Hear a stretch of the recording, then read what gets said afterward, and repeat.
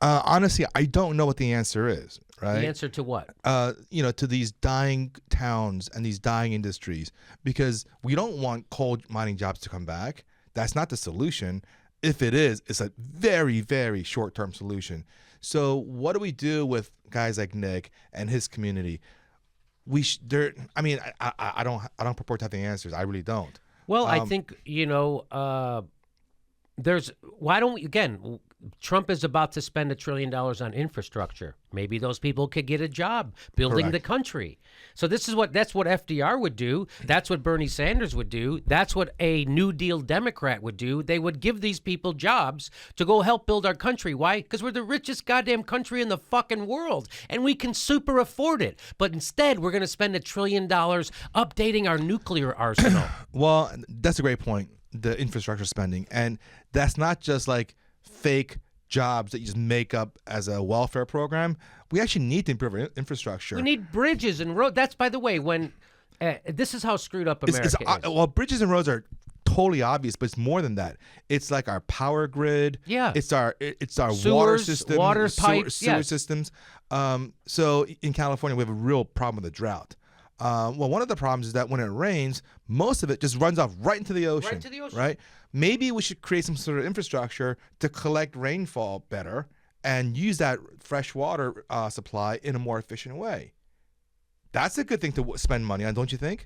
You would think maybe we could build windmills. Do you think that we could build? But then again, every once in a while when the windmill breaks and spills oxygen all over everything, and then you have to, then you create a job, a guy who cleans the oxygen off an otter. Look, this otter's got oxygen all over whenever the windmills spill.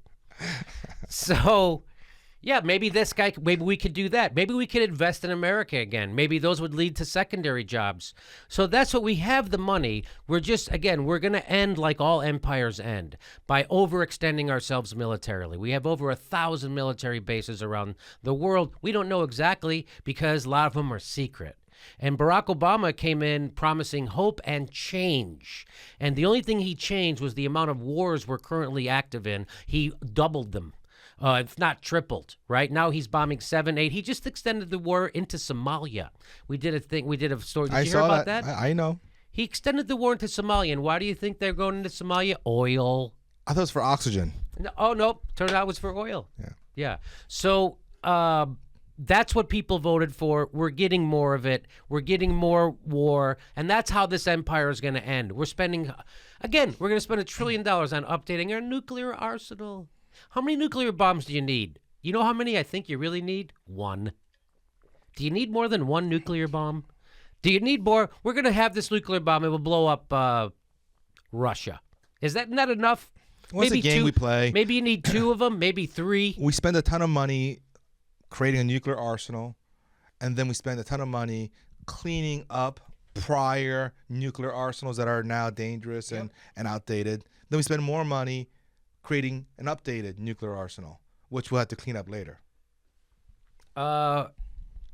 It's a matter of priorities. So, and again, I said this in my Hulu special. I'll say it again, that when the government man tells you we're broke and we can't afford good jobs or good school, when they say we're broke, they're either using a Texas math book or they're full of shit. Because America is the richest country the face of the earth has ever seen.